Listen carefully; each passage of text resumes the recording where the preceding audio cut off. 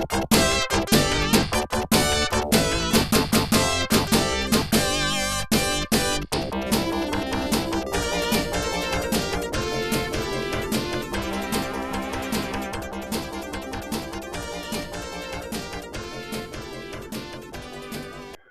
so in this video, we're going to look at electric circuits. Now, if you took the test in 2020 for AP Physics 1, this is a unit that you did not get a chance to take.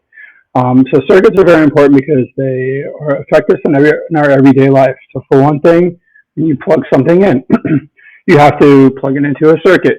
Our human body, right, we have internal circuits. We call it our central nervous system. So a lot of this stuff pertains to us here in our human world, okay?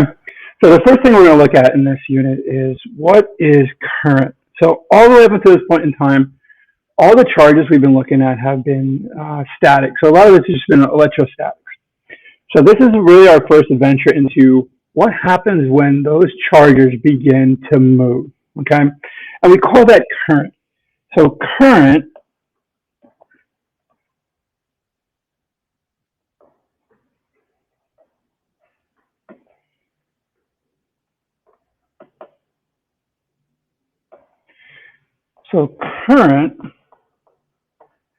which is abbreviated I, is the flow of charge through a conductor. Now, we know charge is flowing when two things happen. If we took a compass and we put it near a wire that we thought had current on it, it will deflect. So the needle will deflect.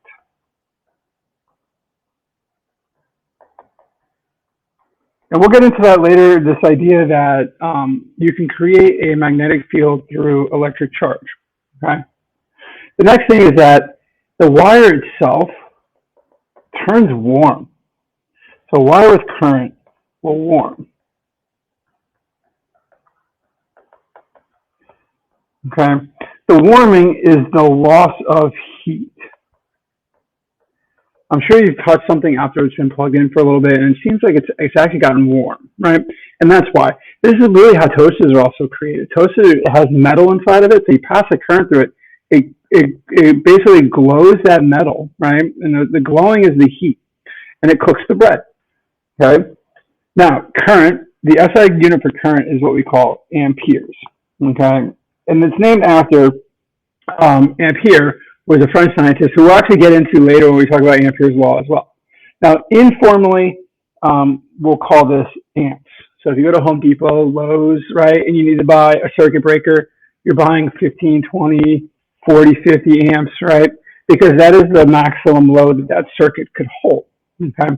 So another way that we think about current is that it's the charge flow rate of 1 coulomb per second. So 1 amp is 1 coulomb per second, okay? That's because when we talk about flow rate, again, we're going to bring in that calculus piece, and current is simply the change in the change in charge over time, or the derivative of charge with respect to time.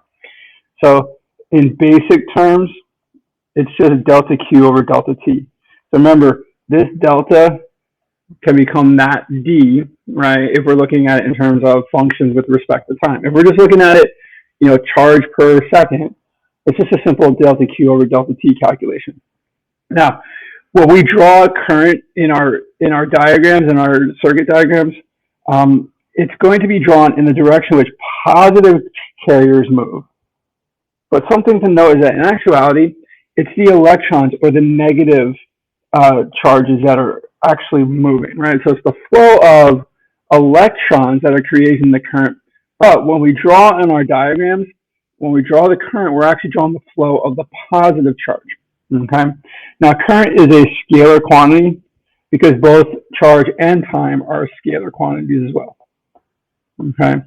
Now, due to the fact that charge is conserved, so remember we have conservation laws, and conservation charge is one of them. The magnitude of the currents in the branches must add to yield the magnitude of the current in the original conductor. So it's like I0. So if that's our original, it had be I1 plus I2 plus dot, dot, dot. So what that means is if I have this flow coming in, and this is my I0. Once it splits, you have current flowing down both branches. Well, the sum of these, right, has to equal that original. Right?